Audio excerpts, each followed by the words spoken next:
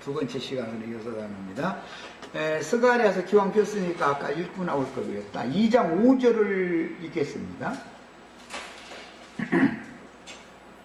여호와의 말씀에 내가 불로 둘러싼 성곽이 되며 그 가운데에서 영광이 되리라. 이제 이 영광의 성을 이야기를 이제 예언을 할 때 불성곽이 되는 이야기를 이렇게 얘기했어요. 그런데 이것은 계시록에 가서는 햇빛이나 달빛이 쓸데없고 여호와의 영광이 비치는 이제 성이요. 그 성이 새 예루살렘 성이다 이 말이에요. 그럼 큰 바벨론에서 나온 시온은 새 예루살렘에 들어가면 거기가 영광의 성이다. 불성곽인 거예요.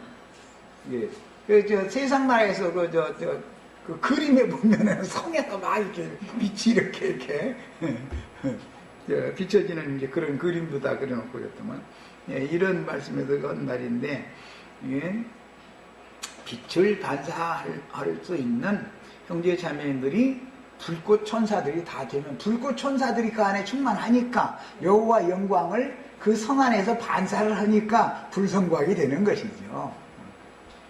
우리 형제 자매들은 그러니까 주님의 그 빛의 자녀들은 당연히 불꽃 천사들로서의 그런 하나님의 사역자로 쓰임을 다 받을 수가 있어야 되는 거예요. 그 빛을 반사하는 사역자라는 것이 오는 세상에 살아갈 어둠과 사망 권세의 이 세상의 영을 받아가지고 살아가는 염소무리들에게 이제 전도를 할 이스라엘 12지파가 형제 자매님들의 능력의 영이 그들에게 임해야 그들이 나가서 전도를 그렇게 능력있게 할 수 있단 말이에요. 우리가 사도들을 그다음에 증인들의 그 능력의 영이 우리들에게 오게 될 것은 그렇게 해서 우리 속에 있는 어둠을 다 물리치고 진리의 말씀이 다 깨달아지고 생명이 풍성하게 되고 하게 되는 것은 전부 이게 여호와의 영광 때문에 이렇게 되는 것이다. 그런데 그런 사자들이 우리 형제 자매들이 되는 것이 구원의 정점인 거예요. 그게 말하자면 이런 위치를 기본적으로 이해를 하셔야 되겠습니다. 모든 이제 7절기는 교회 시대에서만 적용이 되고 끝나는 게 아니라 오는 새 시대에 다시 또 적용이 되는 것이다. 구약 시대에 있었던 절기 행사라는 것은 종교 의식을 행하는 절기 행사였었죠. 그러나 이것은 신약 시대에 와서는 영적으로 적용이 되어지고 영적 적용이 오는 1000년 기간에 다시 반복 적용이 되는 것이다 라는 걸 이제 기본적으로 이해를 하고 계셔야 돼요. 모든 절기가 다 적용이 되는 것처럼.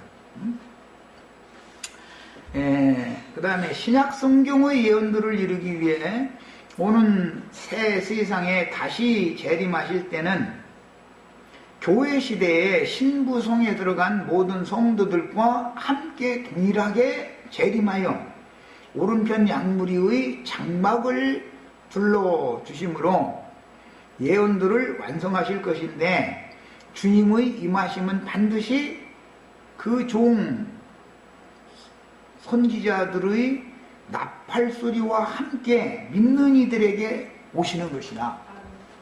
주님은 하나님은 영이니까 영인데 생명의 영, 진리의 영, 능력의 영, 뭐 영광의 영 여러 가지 영에 대한 말씀들이 많고 은혜의 영이라는 말도 있고 있지만 그 여러 종류로 표현되어져 있는 영이 사람들에게 임하는 것이 여호와의 오심이다 이거예요. 기독교계가 바라는 사람 예수가 거기서 허공에서 이렇게 뚝 떨어지고 그런 얘기가 전혀 아니다. 그러려면 나팔을 부는 증인들의 증거, 말씀 전파를 통해서 여호와가 오실 수 있는 것이지 예수님이 오는 세상에 오시려면 그러니까 주님이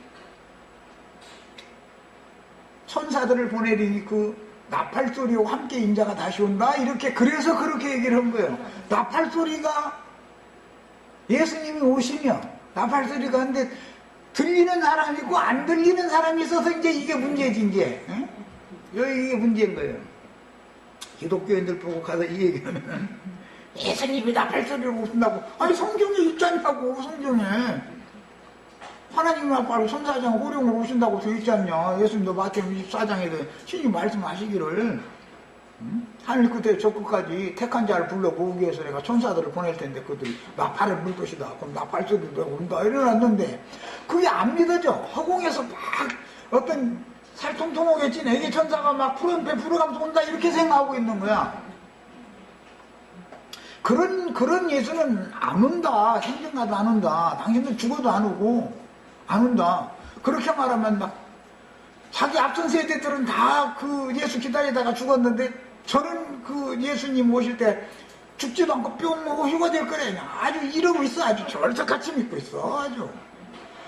이 사람들을 정신을 맑은 정신 들어오게 만든다는 게 이게 웬만한 능력의 영을 입지 않고는 이게 쉬운 일이 아니다. 형제 자매님들도 다 그래서 예수 그리스도로 말미암아서 부어주시는 제자들에게 부어주시는 생명의 영도 받으셔야 되지만 능력의 영을 던져부셔야 돼. 그래야 사람들을 설득할 수가 있는 거예요. 영광의 빛이 그 사람 속에 어둠이 가득한 사람 속에 투과돼서 들어가지고 그 사람 속에 있는 모든 어둠을 물리쳐야 그 사람이 빛의 자녀가 되어져가지고 빛의 세계로 올 수가 있으니 이게 웬만한 능력으로는 안 된다 이거예요. 남편도 못 당해, 아내도 못 당하고 자식도 못 당하고 못 당해 이거는. 그래서 능력을 받으셔야 돼. 기독교인들이 능력 주시옵소서 그런 능력 말고 말이에요.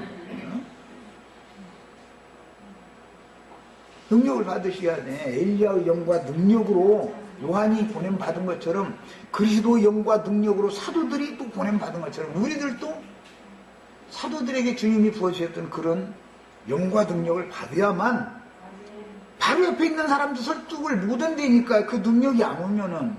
그리고 가서 속에는 가득 들어있어서 전화를 하고 그러면 네가 뭐 한다고 그래 이래버렸다가 입에 쏙 들어가면 능력이 안 나가버려. 신학은 뭐 했냐 해서 뭐 이렇게 따지면 말이 막혀버려. 그럼 그게 능력이 안 나가는 것이거든. 여호와가 영광을 받는 게 아니라 수모를 당해버리는 거야. 그 속에는 가득한데 빛을 발하지를 못하니까. 이래서는 안 되겠다. 우리 지체들 다 능력을 다 받으시길 바라요. 오순절 이후에 요한이 엘리야의 영과 능력으로 나타났듯이 앞서 가신 증인들과 동일한 영과 능력으로 입혀진 제자들이 나가서 천국 나팔을 이어서 예수님에 이어서 나팔을 불기 시작하였고, 그러니까 제자들이 전도를 하는 소리가 나팔 소리인 것이지 그게 하나님의 나팔인 것이지 무슨 허공에서 무슨 놈의 나팔 소리가 나겠어. 그날을 백날 기다린다고 한들 그게 그런 날이 어디가 있겠어. 말도 안 되는 거리죠. 우리 형제 자매님들 모두 다 나팔 잡은 자들이 다 되셔야 되겠어요. 파수꾼들이 다 되셔야 돼. 나팔 소리와 함께 그 영이신 주님이 믿는 이들에게 오셔서 속죄 절기를 이루셨고, 속죄를 통해서 구속을 받은 신자들이 초막 절기를 이루어 예루살렘 교회로 모이기 시작했듯이 오는 세상에 재림을 완성하실 때는 입맞은 이스라엘 12지파의 종들이 영원한 복음을 마지막으로 증거했던 일곱 눈, 일곱 영들의 사명을 이어서 행하게 된다. 그러면 시대가 바꿔진다. 그러니까 엘리야의 영과 능력으로 요한이 와서 말씀을 전하면 율법과 선지자의 때가 지금 끝나간다는 뜻이죠. 그 예언과 같이 예수님이 죽고 장사되고 부활되시면 이제는 율법과 선지자의 때는 모든 율법이 응했기 때문에 끝난 거예요. 이제 사도들이 그 영을, 예수 그리스도 영을 받아가지고 와서 전도를 시작하면 새 시대가 온 거다 이거예요. 천국이 이제 시작이 됐단 말이에요. 이렇게 천국이 오는 것이지 주님이 무슨 놈의 허공에서 무슨 놈의 아기 천사 트럼펫 들려가지고 나팔 불게 해가지고 온다 이렇게 믿는다는 것은 너무 귀신 들려도 너무 아주 강력한 귀신에 들린 거예요. 그 사람들은 이 하나님의 이 경륜을 너무 모르기 때문에 그러죠. 아주 무지해서 그러는 거지 뭐 한마디로 말해서. 야, 그 다음에 오는 세상에 재림, 오는 세상을 위하여 재림을 완성하실 때는 입맞은 이스라엘 12지파의 종들이 나팔을 이어서 불 때까지 최후의 추수꾼들, 온 땅에 보냄을 받은 하나님의 일곱 영, 일곱 눈들이 마지막 추수 사역을 할 때 그 마지막 추수 사역의 그 영이 결과적으로는 오는 세상을 새로 열 수 있는 입맞은 12지파 사람들에게 인치는 일도 겸해 서게 돼 있다 이거예요. 추수를 마감을 해가면서 인을 치는 일도 겸해 서게 돼 있다.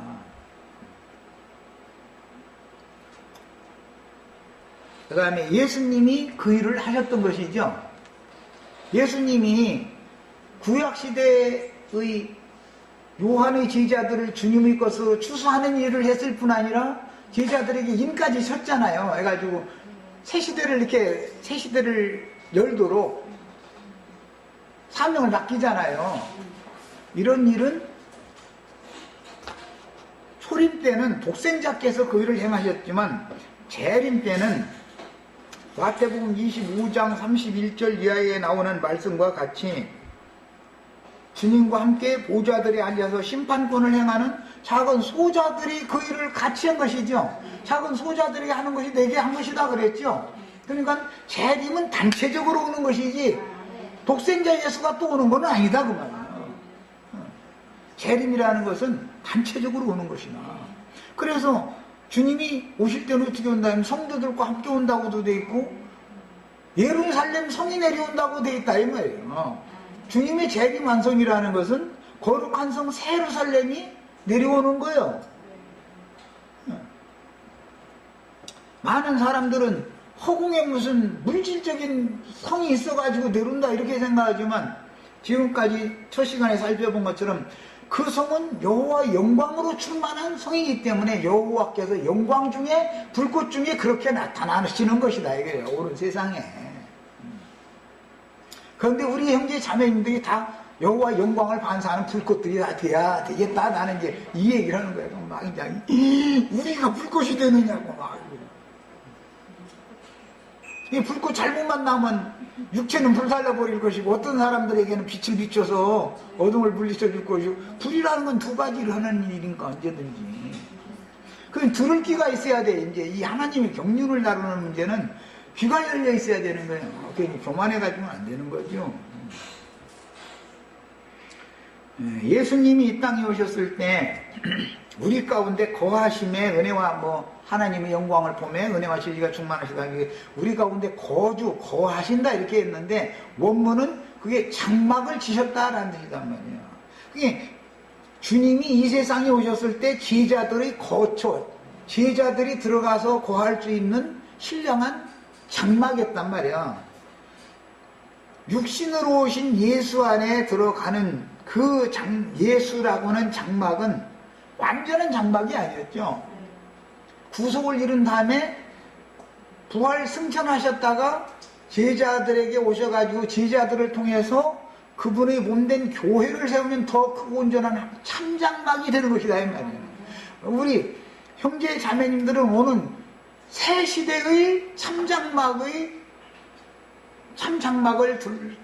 두르는 하나님의 영광으로 참장막을 두르는 온전케 된 의인의 영들이 되는 것이 우리들의 신앙 목표예요. 그 다음에 생명 주는 영으로 부활의 날 저녁에 제자들에게 오셔서 생명의 호흡을 불어넣어줬던 주님이 40일을 제자들과 함께 계시며 하나님 나라의 일을 가르쳐 주시고 나서 감람산으로 제자들을 이끄신 후에 제자들이 보는 앞에서 올려가셨어요. 그러면 이 말씀은 열왕기하 2장에서 4장 사이에 나오는 말씀에서 인용하는 말씀인데 엘리야가 그 제자 엘리사를 데리고 회리바람이 끌려서 승천할 때 그 제자에게 네가 구하고 싶은 것이 뭔가 내가 떠나기 전에 구하라. 그러니까는 다른 거 구한 게 아니라 부자들 해달라든지 이런 걸 구한 게 아니에요. 당신에게 인계해 있던 그 영감이 나에게 갑절을 임하게 해달라는 걸 그랬어요. 그러니까 네가 참 어려운 걸 구한다. 그건 쉬운 문제가 아니다는 것이죠. 그러나 내가 하늘 아버지께로 이끌려 올라가는 것을 네가 보면 그 일이 너한테 임한다 그랬어요. 그 말씀이 제자들이 보는 앞에서 예수님이 승천하는 것을 제자들이 봤으니까 예수의 영보다 갑절의 영이 제자들에게 임하겠죠. 요한보다도 더 그래서 큰일을 하는 거예요. 예수님보다도 그래서 더 큰일을 하는 거예요. 사도들이 갑절의 영이 임했으니까. 그런데 그 승천하는 것을 본 사람에게 나온다 이거예요. 그러니까 승천이라고 하는 것이 기독교인들이 생각하는 것처럼 육체가 죽지도 않고서 어느 날 뿅 하고 어디로 가는 그게 아니고 하나님 아버지의 사명을 맡아서 충성스러운 종으로 그 일을 다 마치고 나서 자기 일생 전 기간 동안을 하나님의 말씀 앞에 충성하기 위하여 하나님의 말씀과 저희 가진 증거를 인하여 목배임을 받고 나서 육체로는 죽임을 당하지만 영으로는 살리심을 받아가지고 하나님의 영광에 들어가는 이 이치가 보여져야 된다 이거예요. 예수님이 하나님 아버지의 영광 앞에 올라가실 때 구름이 와서 덮어버렸다는 거잖아요. 그 광경을 딱 보여주고 나서 인자가 다시 올 때 너희가 본 그대로 다시 온다. 여기 보는 것이 중요해. 이제 보는 것이.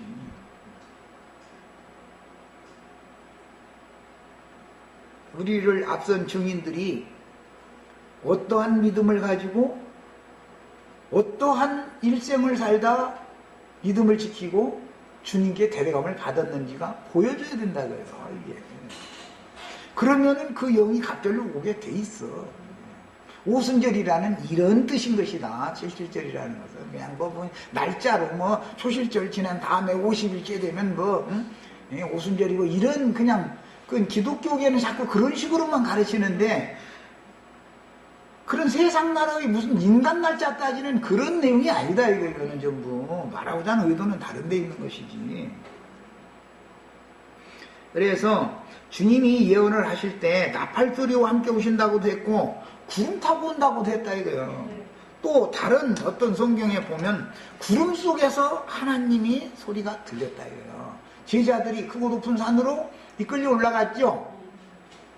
주님 나라가 영광 중에 임할 것을 제자들, 세 제자를 특별히 데리고 올라가서 그거 보여주는데 구름 속에서 하나님의 소리가 음성이 들렸다는 거잖아요. 그런데 뭐 누구는 그 소리에 대해서 물어보면은 아니 구름 속에서 무슨 놈의 소리가 나겠어. 비행기 지나가는 소리가 나겠어. 무슨 마른 하늘에 날벼락 치는 소리도 나는 거 이런 게 다 상징이지. 구름 속에서 나는 거는. 그것은 구름 같은 증인들과 함께 계시는 하나님이 거기에서 음성 소리를 들려줬다 이거예요. 그게 하나님의 나팔이다 이거예요. 그 음성을 베드로가 얼마나 영감을 가지고 들었던지 아주 몇 번을 그 얘기를 하죠. 아주 높은 산에 우리를 데리고 올라가셨을 때 구름 속에서 나는 소리 우리가 난 들었단 말이요. 내가 하는 소리가 허투루 듣지 말아라 말해가지고 괜히 거짓부렁 하는 말 아니요. 막 자꾸 이러고 있는 거예요. 나도한 형제가 자꾸 이 얘기해서 하면은 완전히 미친놈밖에 안 돼 아주. 그야말로 정신 차려야 돼. 귀가 열려야 되는 거예요. 하나님은 구름에 앉아 계시고 구름에 옹이 되어 구약성경에 보면 구름술에 옹이 되어서 나르시미요 막 이런 아니 구름 타고 손오공이야? 어디 구름 타고 막 다니게? 상징이지. 온전케 된 의인의 영들을 천사들에게 이끌려서 주님 앞으로 데려갔는데 구름과 같이 허다한 증인들이 천사들에게 받들려서 하나님 품에 데려감을 받은 거잖아요, 그게. 거기에 가면 천사들이 오히려 형제 자매님들을 섬겨준다니까. 천사들은 섬기라고, 아브라함의 자손들 섬기라고 보내신 거예요. 또 그렇다고 천사들 무시하지는 말고.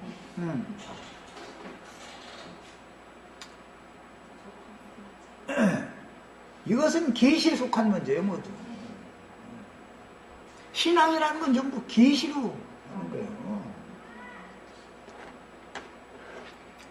구름 타고 오신다고 그러셨는데, 오순절 때 그 구름 속에 있는 온전케 된 의인의 영들이 120명의 성도들 위에 머물렀다 이거예요. 급하고 강한 바람소리가 났다 그랬는데, 그것도 형상화시키는 말이지. 슉 하고 이렇게. 왜냐하면 엘리야가 성전할 때 회리바람이 끌렸다 그랬으니까 이제 그 형상화시킨 말이지. 올 때도 바람 타고 올 거 아니야. 성령의 운행은 항상 바람과 함께 움직이는 거예요. 에덴 동산에서도 보면은 날이 저물었을 때 바람과 함께 여호와께서 동산 나무들 사이에 숨어있는 아담에게 나타나셨잖아. 근데 하나님은 바람 타고 다니는 거예요. 바람이라는 게 천사들을 말한다 이거예요. 불꽃이라는 게 천사들을 말한다 이거예요.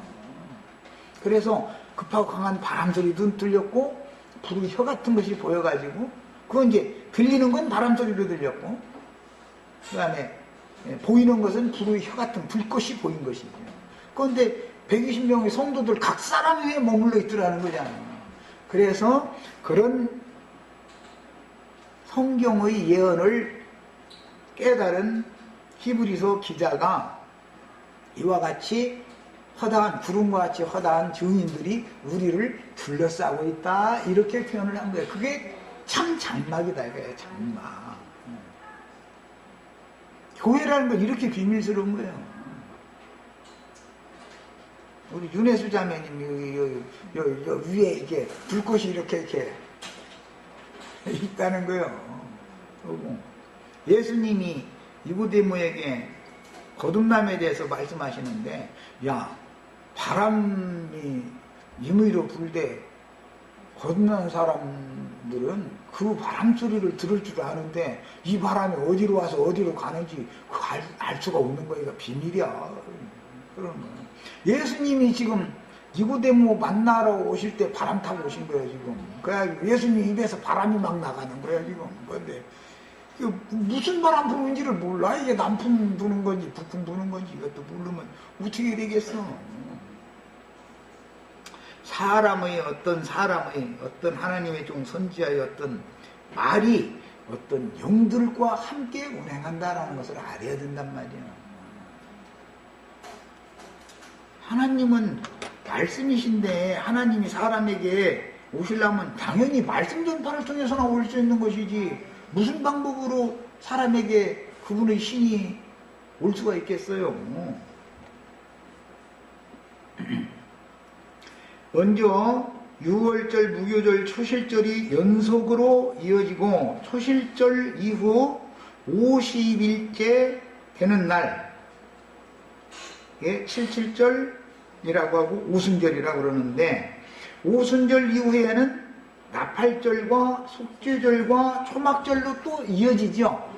앞에 6월절, 무교절, 초실절, 세절기가 있고, 77절이 실현이 되면 이게 오순절인데, 오순절, 나팔절, 속죄절, 초막절은 연속으로 또 4절기가 또 뒤따라서 이렇게 실현이 되는 거예요.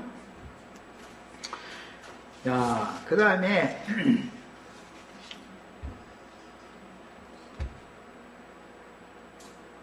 초막절에 대해서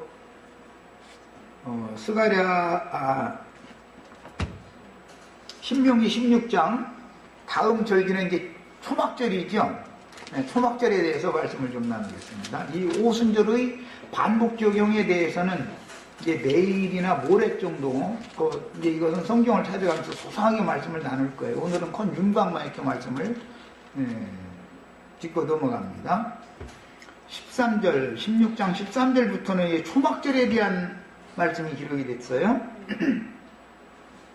너의 타작 마당과 포도주 틀의 소출을 거두어들인 후에, 그러니까 땅에 농사를 했는데 두 가지를 했죠. 하나는 곡식 농사를 했고 하나는 과실 농사를 한 거예요. 그렇게 됐잖아요. 타작마당이라는 건 곡식을 타작하는 얘기를 하는 것이고, 포도주 틀이라는 것은 포도를 수확을 한 거예요. 과실 수확한 거잖아요. 이것은 창세기 셋째 날에 기인하는 거예요.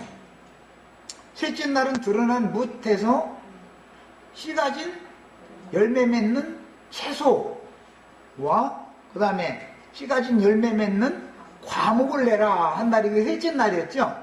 거기서 비롯된 말이에요.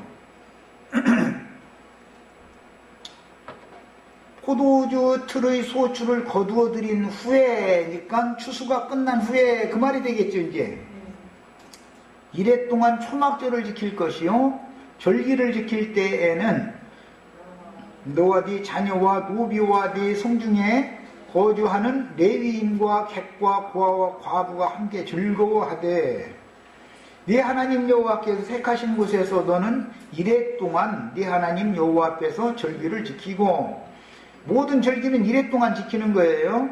이것은 절기를 지키는 것은 혼인잔치를 할 때 7일씩 하는 것과도 같은 개념이에요. 왜냐하면 어떤 절기는 즐거운 날이잖아요. 온 가족이 다 모이고 막 이제 먹고 마시고 하는 날이니까. 세상 절기는 피곤하지. 있는 사람들이나 세상 절기가 좋지, 없고 힘드는 사람은 이놈의 절기 안 왔으면 좋겠다고 그래. 이거 없어졌으면 좋겠다고 그래. 네 하나님 여호와께서 네 모든 소출과 네 손으로 행한 모든 일에 복 주실 것이니 너는 온전히 즐거워할지니라. 계속 즐거워하라는 얘기가 나오죠.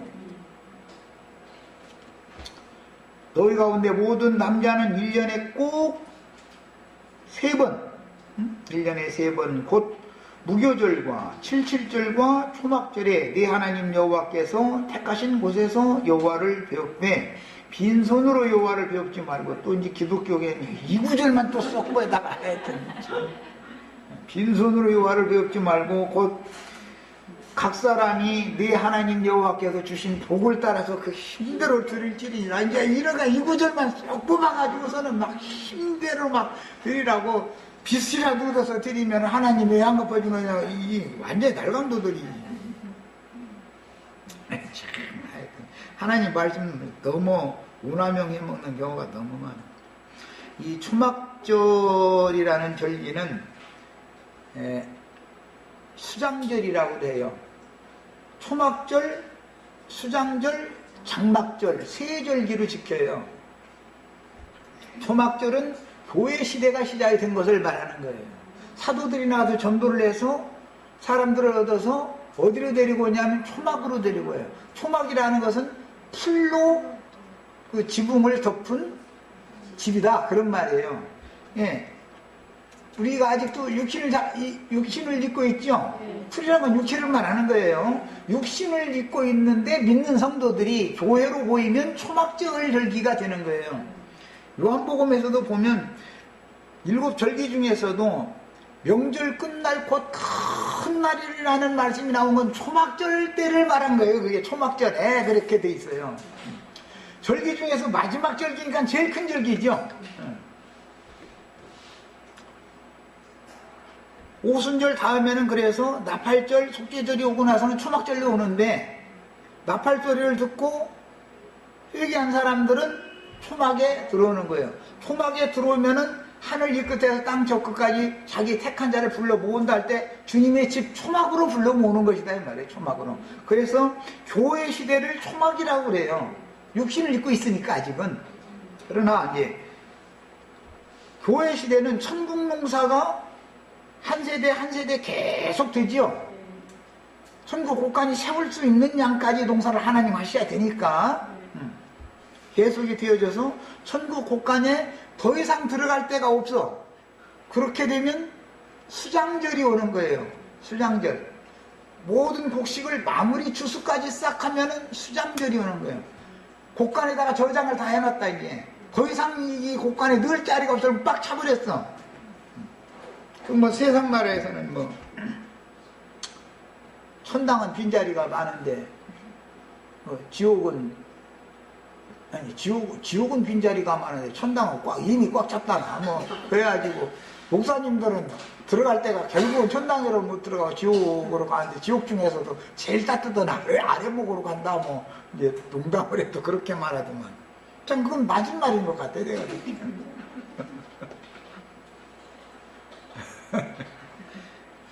네.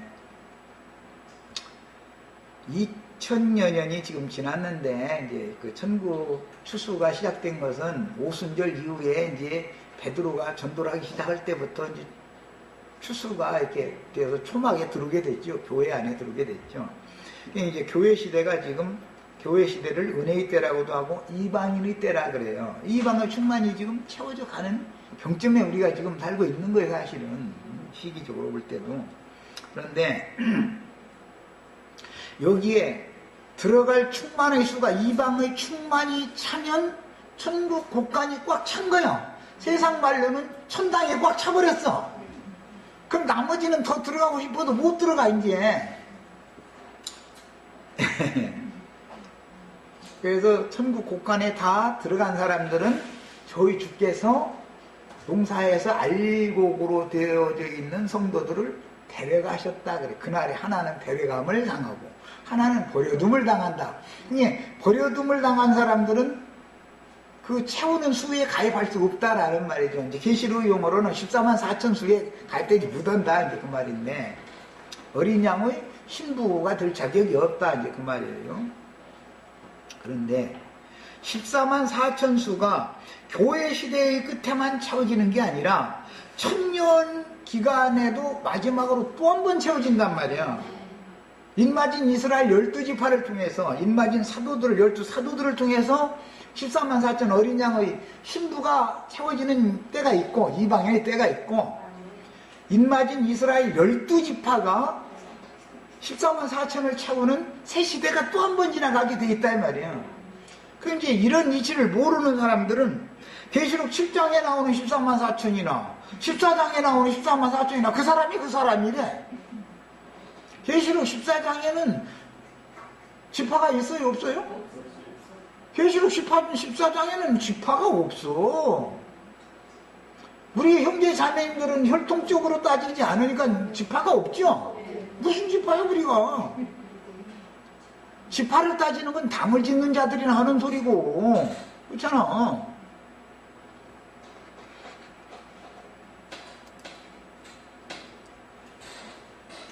당 짓는 자들은 파벌을 하잖아요. 무슨 뭐 장로교파냐 감리교파냐 하는 것은 그거는 어리석은 짓을 하는 거예요. 신약의 성도들은 지파가 없어. 무슨 지파가 있어. 흔히 이제 교계에서는 교파는 어느 교파냐고 이러는데 참 그런 사람들마다 답답하지 아주. 뭐라고 교파 없다고 그랬다는 우린 초교파요 이랬다가는 그 이단이구만 잃어버릴 테고 하니까 아주 그러니까 그냥 참 얘기하기가 난처해가지고 물으면 그 이단이구만 그래버려. 지파 없다고 하면 무조건. 그럼 자기가 무슨 아브라함의 무슨 뭐 이만인가 그 미친놈은 뭐 기모대로 막 지파장 해가지고 뭐 지파 뭐 정해준대더만. 아니 혈통적으로 아브라함 자손이래 한번 지파를 따지든지 말든지 하지. 이건 우리는 영적 자손들인데 무슨 놈의 지파가 있어. 이런 기본 진리도 없다 이거요. 그러면 주님께서 택하신 아브라함의 자손인 혈통적인 이스라엘 12지파를 버렸냐? 그럴 수 없다. 그럴 수 없는 거예요. 하나님의 택하시면은 후회하심이 없는 거기 때문에. 아브라함을 부르시고 택하신 것을 하나님이 후회하신다면 그럼 하나님 말씀이 뭐가 돼? 혈통적인 아브라함의 12지파가 있으니까 영적인 예수 그리스도 12사도가 있는 것이고 사도들을 통해서 신부를 준비하는 기간이 차면 그동안에 버림받았던 참감람나무에서 끊어져 나갔던 이스라엘 12지파를 다시 접을 붙여서 인맞은 이스라엘 12지파를 통해서 14만 4천을 다시 모은다 하는 얘기지, 성경이 정확하게 문자대로 봐도 이렇게 돼 있지 않냐 이 말이야. 그냥 헛대로 갖다 그냥 지멋대로 성경 함부로 해석하고 이런 식이면 안 되죠. 그래서 교회 시대의 시작은 초막절이 시작이 되어지고, 초막절을 종결할 때가 되면 수장절이 오는 거예요. 추수가 끝나는 거예요. 이제 수장절이 끝나고 나면 즉 거룩한 성 세르살렘에 들어갈 신부가, 어린 양의 신부가 준비가 되어져서 혼인 기약이 딱 찼어. 이제 그러면 더 이상은 못 들어가. 거룩한 성 세르살렘에 어떤 들어가는 숫자가 딱 정해져 있기 때문에 그 새 예루살렘 성이 오는 세상에 다시 내려오면 장막을 쳐주러 오기 때문에 장막절이 새로 시작된다 이 말이야. 그때사. 그러니까 교회 시대는 초막절로 시작을 하지만 천년왕국은 장막절로 어린 양이 장막에 들어간 오른편 양무리들을 위해서 장막을 쳐주시리니 저의 모든 눈에서 모든 눈물을 닦아주리라 이랬어요. 그랬더니 아니 기독교회 사람들이 우리들 눈물 닦아주느라고 이제 예수님 바빠 이제. 그래서 막 무엇 눈물을 얼마나 흘렸는지는 난 모르지만 하여간 예수님 눈물 닦아주느라고 바빠.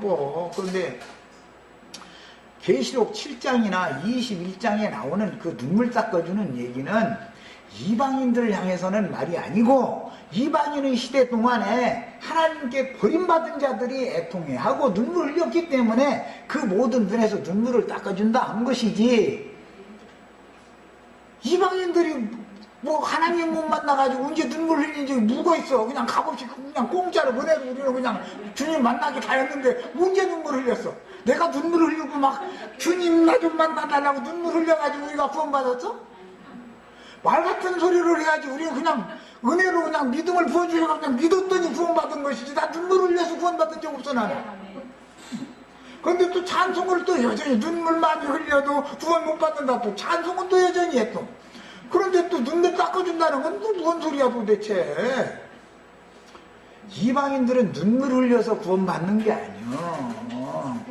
원래 우리의 하나님인데 그 하나님이 우리를 버리고 이방인에게 갔으니, 이방인의 하나님이 되셨으니 가슴 치면서 통탄해 가면서 우리 좀 살려주세요, 우리 좀 회복시켜주세요 하느라고 그동안에 눈물을 택한 아브라함의 자손들이 눈물을 흘렸으니까 그들을 위해서 어린 양의 장막을 쳐주시고 장막 안에 들어온 양무리를 눈에서 눈물을 닦아준다는 거예요.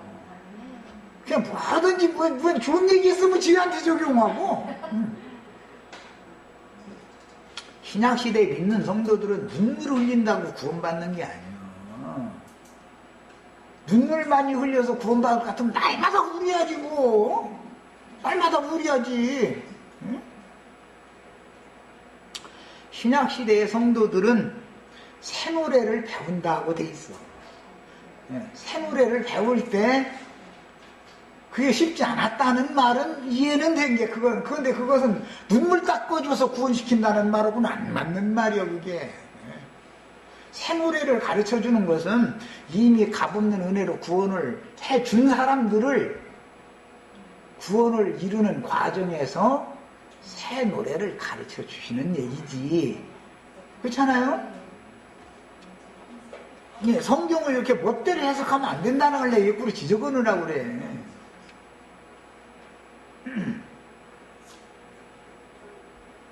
이 생에 사는 일생은 천국 곡식과 천국의 과실로 추수되기까지다.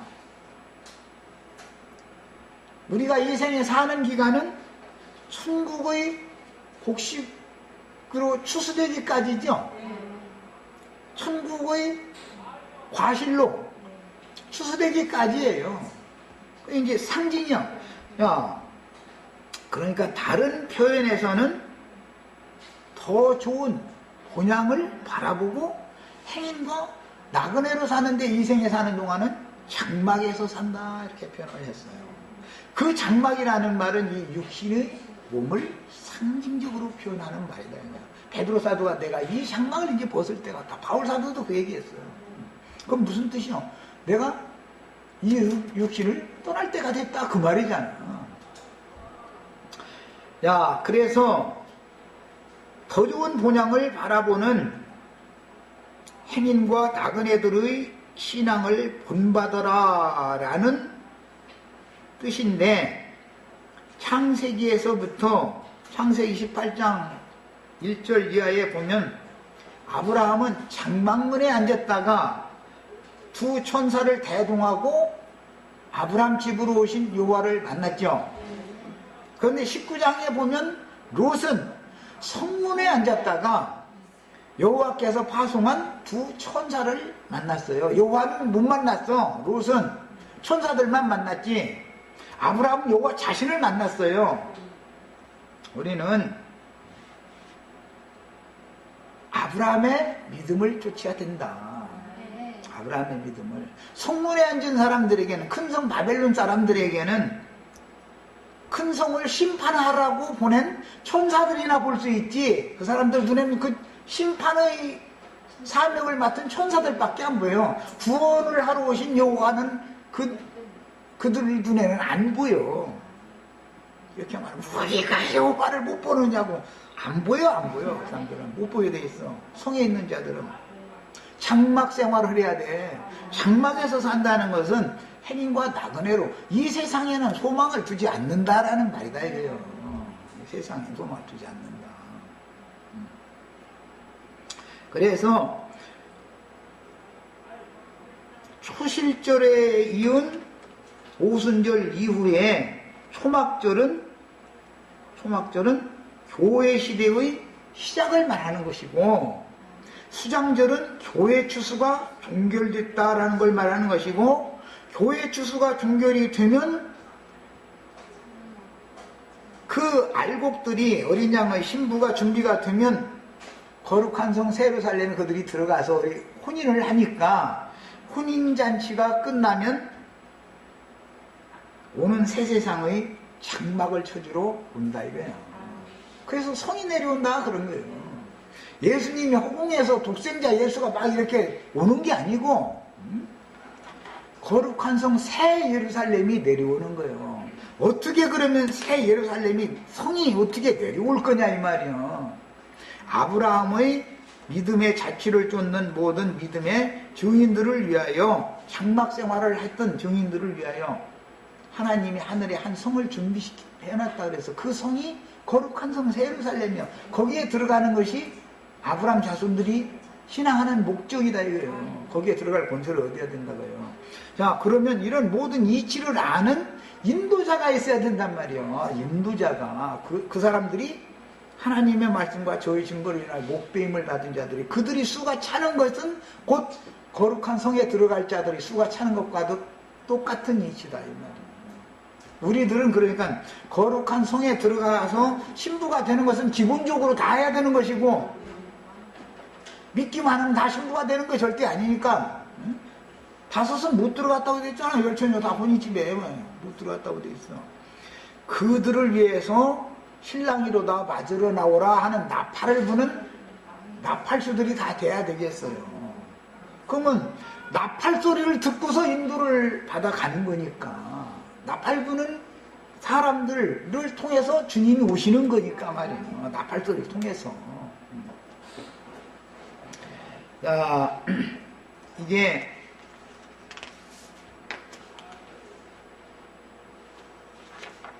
이 절기율법 중에서 초막절 절기율법을 이렇게 보면은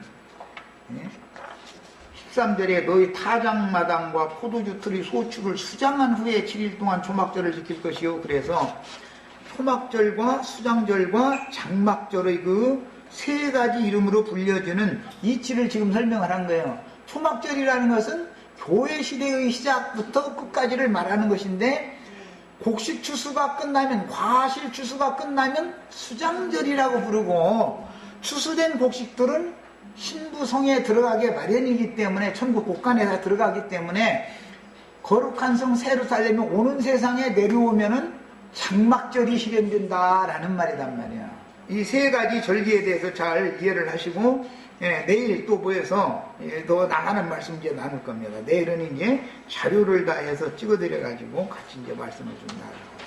자, 오늘 집회는 여기서 마칩니다.